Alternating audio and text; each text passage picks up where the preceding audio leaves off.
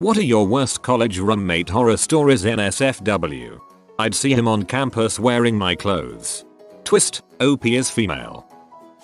Had a roommate freshman year who took a picture of my student ID so he could buy pizza when I wasn't on campus. Checked my transaction list one day and the kid charged $90 worth of pizza over about a month period. Went to the campus police and they were able to tie it back to him. He got reassigned to another dorm room about 2 weeks later. When he moved out of our, he took a bunch of my crap with him. Clothes, duffel bags, 5-pound bag of protein, and the remote to TV. Don't know if he thought I wouldn't notice or just didn't give a frick. I go back to the police and they make him come into the station. He denied the whole thing, but the idiot still had the remote in his pocket. Ended up getting all my money and crap back, but it was a pain in the ass. My college roommate was an extremely quiet athlete who would go weeks without speaking to me. When she asked me one day if she could order some protein bars, I was confused by the question. Why would my weird quiet roommate need to ask me this? She failed to mention the quantity of protein bars she wanted. She ordered about 50 jumbo cases of protein bars and a similar amount of protein powder online one day. The boxes filled up the entire free floor area of our room for the rest of the year. I had a little pathway cleared so I could walk to my bed.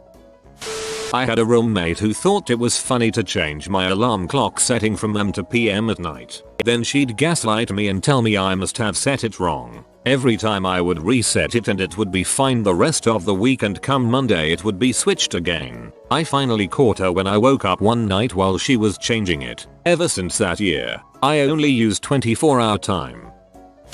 My roommate said he didn't need to bathe because the chlorine at swim practice cleaned him. He would also play WoW real loud. I could hear every spell. I had a roommate my first year in college who wanted to be my best friend. Before we met other people it was great and all, but because we had nothing in common, we grew apart. She started getting really passive aggressive and not talking to me when I came in the room. One night she woke me up at 3 AM and said we need to talk. She proceeded to explain how she signed up to have a best friend, not someone who just shared a room with her. She got angry when I didn't invite her to study with me in the library because I had my own work to do. And even when I wanted to go on a date with my boyfriend alone, she told me either I start doing everything with her or I move the frick out. I chose the latter. We need to talk. The scariest sentence known to mankind. University of Arizona, Santa Cruz Hall. Fall of 72. Second or third week, classes had started and there was some shuffling of people and I got moved down the hall. The dorm manager took me there, gave me my new key and introduced me to my new roommate, who I immediately got a weird vibe from, as he wouldn't say anything or look me in the eye. I put down my suitcases and left for a class. When I opened the door just a few hours later, my way was blocked by a butcher paper wall with 2 paper doors in it. The doors were hinged with tape, and only the left one was open. I could see my things through it, so I entered, and from there I could see that he had constructed a central wall of butcher paper, dividing the room floor to ceiling, giving us each half the window. The metal bunk bed had been moved to the center of the room and embedded in the paper wall, such that I could only get to the bottom bunk. He had the top. It was quite skillfully done. We each had complete privacy. There were no gaps anywhere, even on the floor. Though I admired his work, I didn't want half a room, or a crazy roommate, so I got the manager, who gave me another room. Even though my new room was just 2 doors away, I never saw the crazy guy again. My friend's roommate hides their salt. Just the salt. Every time he asks where the salt is, his roommate goes in his room and brings it out. What? Roommate was fresh off the boat from Korea. During the first few weeks of classes he met a Korean girl that lived on our floor. They bought a TV, placed the TV on top of the box it came in, setting it about 2 feet from where I slept, and would lay together in bed watching Korean soap operas every night until 3 maybe 4 in the morning at full volume. Should have just bought a fan and left it running. One of our roommates opened the phone bill to see a $4,700 bill. Other roommate was pocketing our money and not paying the bill. When confronted he said it was our fault because we were being hostile with him when we confronted him.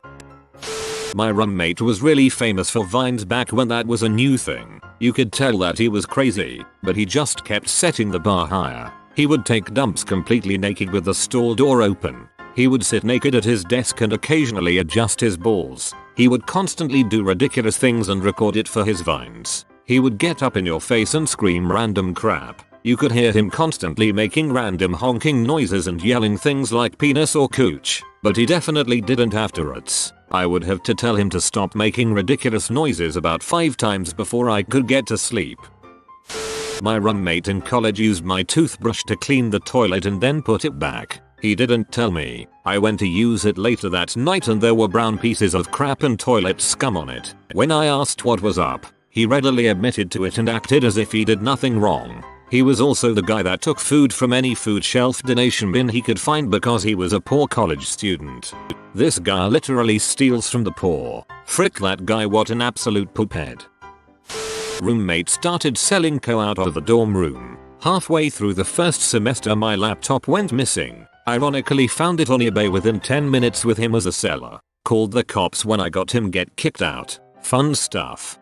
I mean, the fuck are you doing, dude? If you are doing illegal things and your roommate hasn't called the cops on you, why the fricking heck would you mess with their stuff? You are just asking to get fricking ruined by the roommate. Alright, so let me tell you. I went to college deep in the south and lived in a really awful trashy area. Our driveway came with a padlocked gate that was closed every night, so the whole property was fenced off. The famed idiot roommate was a party girl, a pro at not knowing her limits and befriending random townies at shady local parties while hammered. A laundry list of offenses included leaving our gate unlocked, the house keys out in the open, and a sticky note with our alarm reset code outside our house in order to avoid getting out of bed when her hookup of the day decided to waltz over at 2 AM. Giving her keys to random drunken townies to go use our house to sleep eat while she partied on and met them later, all of whom scared the living crap out of all of us by showing up in the house without any warning. Being a drunken disaster every weekend, her friends also didn't give a crap and would just leave her outside the house for us to take care of, hosting parties outside in the yard, which led to the creation of the garbage pile. A pile of refuse in the corner of our porch almost as tall as your average person that was created because she and everyone she knew was too lazy to walk 10 feet into the driveway and use the actual garbage can.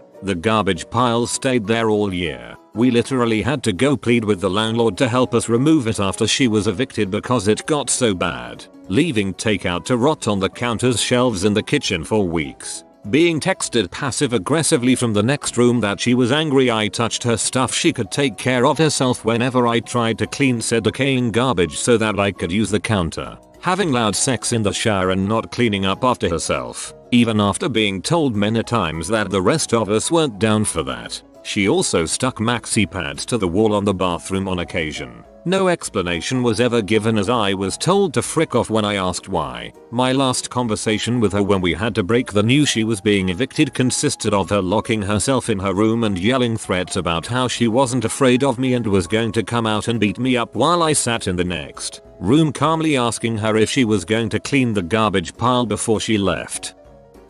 Had a roommate who literally never left the dorm room because he played World of Warcraft around the clock. He was so addicted that he had set up a fridge next to his desk and kept it stocked so he only had to leave his desk as few times as possible. But here is the worst part. To cut down on restroom trips, he would urinate into a container at his desk and empty it only when it became full. It was disgusting. Freaking P-Jugs Randy. My roommate in the dorms wore a puppet on her shoulder, and if you asked her a question she would answer with a puppet. It was a puppet of a griffin, which is a mythological creature that's a combination of lion and eagle. It sucked. We also had all the same classes together and I woke up late more than once to that dang puppet in my face telling me the time. I'd just start addressing her as the griffin, like eye contact only with the griffin while talking to her, only call her the griffin's name, if applicable, just griffin elsewise, that sort of thing. Met her briefly on move-in day, came back later to her puking in the trash can, floor, and in her bed. The room smelled really bad so I went to sleep in the lobby. Random guy saw me and offered me the unoccupied bed in his room. When he woke up he didn't remember any of this. Good times. Moved into what had been a single up until spring semester. Roommate, never actually met him, had cleared one entire side of the room and painted a gruesome and bloody crucifixion larger than life on the wall. Apparently that was to be my side of the room. I noped my stuff back out and never returned again. And that's how you keep a single room.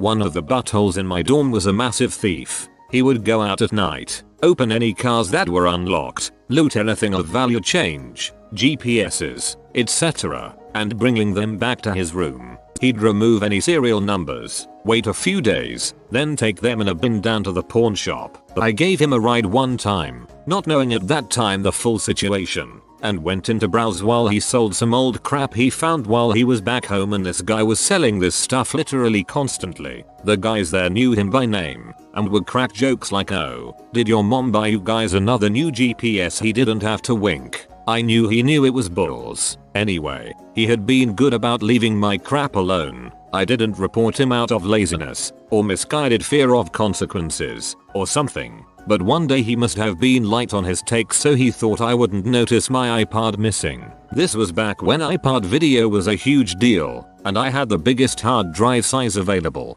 I was all about my music. I immediately went to the campus police, Myra, and then the local PD. They found my iPod. It had been reset and the serial number ground off, but they knew it was mine once they booted it up and saw the serial. No idea what the consequences were for him. I switched dorms and never saw him again. Lived with an info stripper. This sounds like every freshman's dream. My buddy John, who eventually became my roommate, had a different roommate freshman year. We will call him Rob, because that was his name. One day, John and I are playing some Tiger Woods golf and Rob says that he's going for a walk. Rob leaves and we don't think much about it until like 3 days later when we realize we haven't seen Rob since he left. It wasn't too weird, he didn't run in the same social circles as us and John didn't sleep in the room often. But we told the RA anyway in case something happened, not him. A few more days go by, still no Rob. We checked in with the RA, and he just assured us that it was being looked into. So we just kinda forget about it. 2 months go by, and no Rob. All his crap is still in the room. All his clothes, his laptop, his cases of Easy Mac, just sitting there like some weird untouched holy shrine. Then it happened. John and I are sitting there, playing Tiger Woods golf. We did that a lot, and Rob walks in. We of course are surprised and are like, "Rob, where the frick have you been?" He looks at us and says, "Oh, I joined the Navy." He grabs his laptop and walks out of the room and our lives without another word. We never saw or heard from him again, but eventually ate his Easy Mac. I like to think that he's still out there somewhere, sailing the 7 seas and thinking fondly about me, John, and Tiger. This cat is shocked that you haven't liked this video yet. Like it fast so they can calm down. If you are new to the channel, you can subscribe. I publish new videos every day. Until then, check another video, or don't. Either way, have a great day you magnificent people.